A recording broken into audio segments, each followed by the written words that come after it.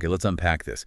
Usually when we pick up a book for a deep dive, it's, something you might read on a long flight, maybe a bestseller on habits or history. But today we are holding a brick. A literal and figurative brick, yeah. We are not just looking at a book today, we're looking at the 2021 edition of First Aid for the USMLE Step 1. Oof. And if you're in medical school or even just adjacent to that world, you don't call this a book, you call it the Bible. That is a heavy title, but looking at it, I get it. It is dense. We're talking, 800 plus pages of charts, mnemonics, just tiny font. It feels overwhelming just holding it. It is. So before we get lost in the weeds, what's our mission today? Yeah. Because we clearly can't read the whole thing. No, and frankly, that is the first mistake students make, trying to read it cover to cover like a novel.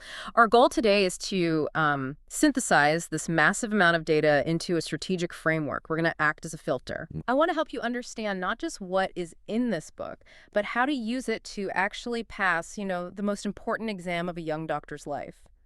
Think of this as a high-yield audio consult. I love that. So I'll play the role of the student. Maybe a little stressed, definitely caffeinated. A lot caffeinated. And you are the expert tutor guiding me through the madness. It's a deal, and we have a clear roadmap. We're going to start with the strategy, the actual mechanics of how to study. Then we'll dive into the general principles, the hard sciences like biochemistry. I know. Then we'll move to organ systems to see how that science applies to the body, and we'll wrap up with public health and ethics, which is becoming a surprisingly huge part of the test. Right, let's get into it. Section 1. Strategy. The book opens with this warning that honestly caught me off guard. It says, do not use this book as your primary way to learn the material. Which sounds wild for a Bible. It sounds totally counterintuitive, right? But you have to understand the purpose of First Aid. It's a review book. It is a skeleton. Yeah, and if you don't have the muscle and meat of understanding from your actual med school classes, the skeleton just falls apart. The editors explicitly state that you should use this book as your annotation hub. Annotation hub. That sounds a bit technical. What does that look like in practice for a student at their desk? It's actually very analog. It means this physical book should be the central spot for your entire external brain. I mean, you're going to be using other resources, class notes, question banks like UWorld. Right, all that stuff. But if you keep your notes scattered across 10 different apps, you'll never consolidate the memory. The strategy is to write the insights from those other sources into the margins of First Aid. So by the time you walk into the exam, this book is basically falling apart, but it contains your entire brain. Precisely. If your copy of First Aid looks pristine on exam day, you've probably failed. It should be tattered, highlighted, full of your own handwriting. That process of transferring knowledge into the margins is what builds the neural pathways. Speaking of building knowledge, we have to talk about Figure 3 in the intro guide. It's this graph that shows the correlation between practice questions and your Step 1 score. That graph is, it's the single most important piece of data in the introduction. It shows a steep, direct, positive correlation. The takeaway is crucial. Which is? The foundation of knowledge you build is important, sure, but practice questions are the actual mechanism for success. You cannot just passively read. You have to test yourself. Constantly. So the trap is just sitting there, highlighting lines, feeling like you're learning, but you're actually just recognizing words. Exactly. It's called the illusion of competence. Doing practice questions and getting them wrong is painful. It hurts the ego. But that pain is where the learning happens. Okay, so avoid the passive reading trap. What are the other big pitfalls the book warns about? There are two other big ones. First, starting First Aid too late. You should be using this from day one of medical school to cross-reference your classes. And the second? The gunner burnout. The gunner. I have heard this term. This is the student who is overly competitive. Right, but in this context, it refers to the student who studies intensely way too early. It's a marathon, not a sprint. If you go too hard in your first semester, you will burn out before your dedicated study period even begins. You have to pace yourself. Let's talk about the actual test mechanics. The book mentions a 1-minute rule. This is for pacing. On the actual exam, you have roughly 90 seconds per question. But the recommendation is to aim for 1 minute during practice. And if you're not sure? If you're staring at a question for a minute and you're still drawing a blank, you mark it and you move on. You just cannot afford to get bogged down and miss the easy questions at the end of the block. And the questions themselves, they're not just, what is the capital of France? They're these long clinical vignettes. That's where it gets really interesting. The exam has shifted away from pure fact recall to clinical problem solving. You'll get a whole paragraph about a patient. And a great tip from the book is to read the lead-in first. The lead-in. The actual question at the very end of the paragraph. Read that first, look at the answer choices, then read the long story. Huh. Why does that help? Because it primes your brain. If you read the story first, you don't know what's important. Is their age relevant, their travel history? But if you read the question and realize it's asking about a drug side effect, you can scan the text specifically for what medications they're on. It filters out the red herrings. That makes total sense. Work smarter, not harder. Okay, let's move to section 2. High-yield general principles. We're talking about the building blocks. Biochemistry. Everyone's favorite subject. I can hear the listeners groaning. There's so many pathways. Do I really need to memorize every single enzyme in the Krebs cycle? The book actually says no. The focus has shifted. You shouldn't spend your time memorizing complex chemical structures just for the sake of it. The exam wants to know if you understand the clinical consequences of a defect. Can you give me a concrete example of that? Sure, take Lesch-Nyhan syndrome. It's a disorder of the purine salvage pathway. Now, you could memorize that the defect is in the enzyme HGPRT. That's a fact. But the high-yield insight is knowing what that looks like in a patient. What does it look like? It presents in a young boy with intellectual disability, gout, and this is the key self-mutilating behavior, biting their own lips and fingers. Wow. Okay, that is incredibly specific. It is. So the exam asks, a child presents with self-mutilation and orange crystals in the diaper. You need to immediately link that to HGPRT deficiency. You don't need to draw the molecule. You need to recognize the pathology. Orange crystals in the dipole. That is a detail you don't forget. Right. What about microbiology? The book talks about a two-step logic. Yes, this is classic for the exam. They rarely ask what bacteria causes this. Instead, they describe a patient. Step 1 is you have to identify the organism from the symptoms in your head. And step 2? Step 2. The question asks about a characteristic of that organism. So, for example, a child comes in with a high fever and a petechial rash, those little red spots. Right. Your brain needs to say, fever plus petechial rash in a child equals Neisseria meningitis. That's step 1. But the question on the screen is, how does this organism enter the bloodstream? And the answer isn't N meningitis. The answer is the respiratory tract. That's the route of entry, you see. You have to diagnose the bug to answer the anatomy question. It forces you to integrate different fields. That is tricky. And the book breaks these bugs down by their structure, right? Gram-positive, gram-negative. It's essential. You need to know your shapes and stains. Gram-positive co-treat in clusters versus chains. It sounds basic, but knowing if a bug is a cluster, like staph, versus a chain, like strap, lets you rule out half the answers immediately. It's a way to hack the multiple choice format. Let's talk pharmacology. I feel like this is where the mnemonics really shine. Oh, first aid is famous for its mnemonics. Yeah. And for pharm, one of the best is for P450 inhibitors. These are the drugs that stop your liver from breaking down other drugs, right? Exactly. Think of the cytochrome P450 system as the garbage disposal of the liver. If you take an inhibitor, you're jamming the disposal. That means levels of other drugs in your system can build up and get toxic. The mnemonic is sickfaces.com. Sickfaces.com. Okay, break that down for us. It stands for a list of drugs: sodium valproate, isoniazid, cimetidine, ketoconazole, fluconazole, alcohol, chloramphenicol, erythromycin, sulfonamides. That is a mouthful. And the .conub? Ciprofloxacin, omeprazole, metronidazole.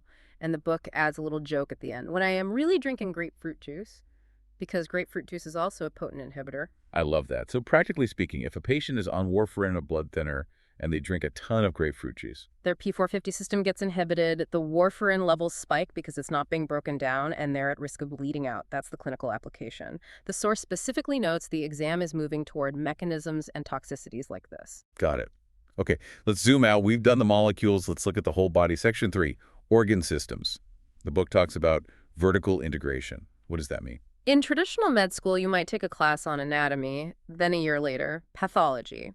Vertical integration means studying the embryology, anatomy, physiology, and pathology of one system all at the same time. So if we're doing the cardiovascular system, we look at how the heart forms, how it works, and how it breaks all together. Exactly. It builds a complete mental model. And in the physiology section for the heart, there's a concept that always trips people up: the resistance equations. I remember seeing a lot of math in this section. Resistance equals viscosity divided by radius to the power of 4. Draw propto on our 4 fordings. It sounds like physics, but here's the simple way to think about it. Imagine a garden hose. If you squeeze the hose just a tiny bit, reducing the radius, the pressure shoots up, right? Right. Because the radius is raised to the power of 4, a tiny change in the vessel size has a massive exponential effect on blood pressure. So your arteries clamping down just a fraction causes a huge spike in pressure. Right, and this connects directly to pathology, specifically hypertension. The book makes a critical distinction here between hypertensive urgency and emergency. They sound the same to me. They do, but the treatment is totally different. Both involve very high blood pressure, usually over 1/120. But urgency is high BP without damage. The patient feels fine. Emergency is high BP with acute end organ damage. So if the patient has a headache, blurry vision, or chest pain.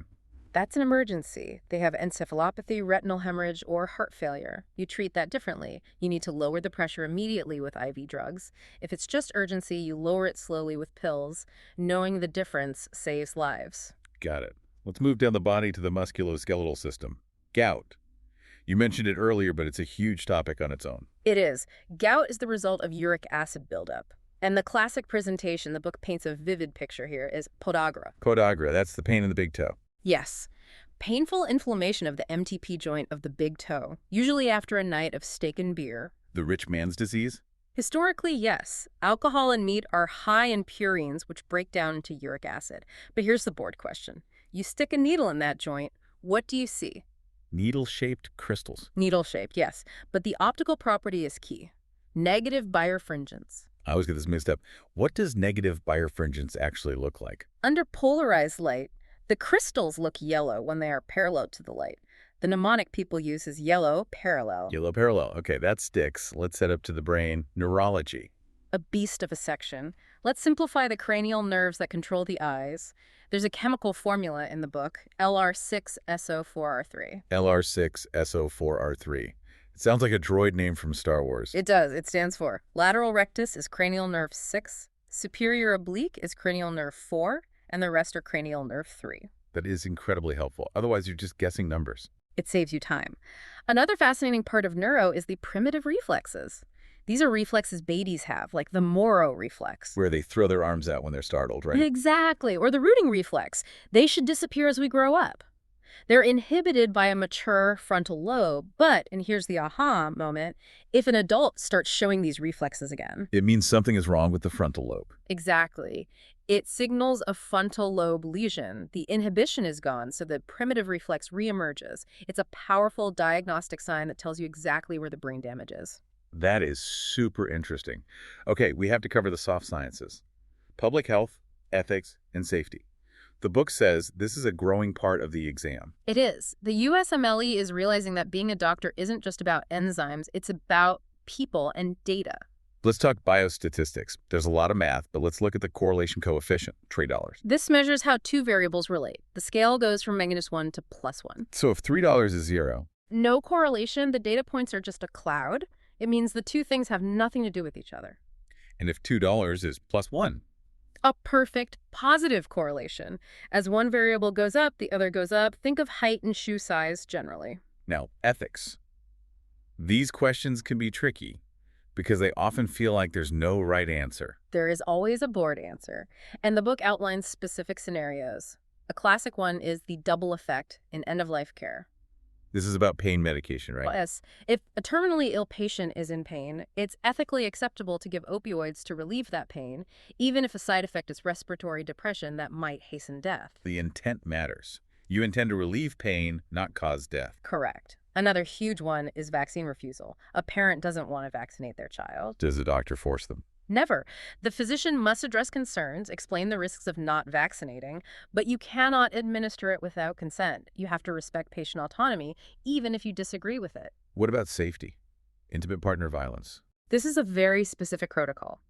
If a patient discloses they're being abused, your first job is not to call the police immediately, unless required by law, and it's not to pressure them to leave the partner right that second. Really? That seems counterintuitive. Why not? Because the risk of violence often escalates when the partner tries to leave. Your first priority is to ask, are you safe right now? Do you have a safety plan? You have to ensure their immediate safety first. That is a critical nuance. Okay, we are in the home stretch. Section 5, rapid review. This is the section at the back that is just lists of buzzwords. This is the high-yield gold mine for the final week of studying. It's pure association. No context, just speed. Let's play a quick round to break up the pace. I'll give you the sign, you give me the diagnosis. Ready. Ready. An X-ray shows a boot-shaped heart. Tetralogy of Fallot. Rib notching on an X-ray. Coarctation of the aorta. A delta wave on an ECG. Wolff-Parkinson-White syndrome. You are good at this. I spent a lot of time with this book. I can tell. One more thing before we wrap up. Visual learning. The book has these color plates. Do not skip these. The exam uses photos. You need to be able to spot a Baker cyst behind the knee versus pepatellar bursitis in front of the knee. Visual recognition is free points if you've seen the image before. Okay, we've covered a mountain of information. But, as promised, we want to end with a little exercise to lock this in for you. Let's do a review question based on everything we discussed. All right, see if you can get this. Here's the scenario. A 50-year-old male presents with sudden onset of severe pain in the big toe. He admits to a night of heavy drinking and eating steak. Aspiration of the joint reveals needle-shaped crystals. And here's the question. What is the optical property of these crystals under polarized light? Think back to our mnemonic. The answer is negative birefringence. And specifically, they will look yellow when aligned parallel to the light. This confirms the diagnosis of gout. Yellow parallel. Gout. Got it. And remember the mechanism. Alcohol and steak increase the purines, leading to uric acid buildup. It all connects. This has been a whirlwind tour of first aid. It really has. But remember, this book is a guide. It doesn't do the work for you. You have to be the one to annotate, to do the practice questions, and to make all these connections. I think we should end with a quote that's actually printed right there in the high-yield general principles section header. It's from Helen Hayes. I love this one. The expert in anything was once a beginner. So if you're feeling like a beginner right now, that is okay. Just keep annotating. Thanks for diving in with us. Good luck with your studies.